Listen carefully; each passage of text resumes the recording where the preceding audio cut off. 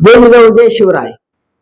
शेवगाव आणि पाथर्डी तालुक्यातील तमाम मराठी बांधवांना सूचित करण्यात येते की येत्या 27 तारखेला मनोज पाटील जरांगे यांचं मुंबई चलो मुंबई आव्हान ही शेवगाव तालुक्यातून टाकळी या गावापासून म्हणजे शेवगाव तालुक्यातल्या पहिल्या गावापासून तर निम्मे नांदूर या गावापर्यंत सर्व ठिकाणी त्यांचं सहर्ष स्वागत करण्याचं नियोजन केलेलं आहे.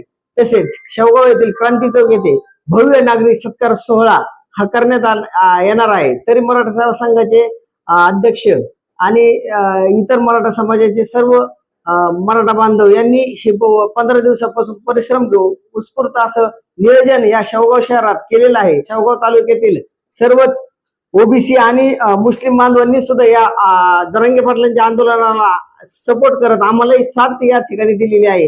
तरी मी सर्व शेवगाव तालुक्यातील सर्वच बांधवांना विनंती करतो की मोठ्या संख्येने त्या दिवशी शेवगावला सकाळी 11 वाजता क्रांती चौक येथे मनोज पाटील जरांगे यांचं भव्य स्वागतासाठी उपस्थित राहा.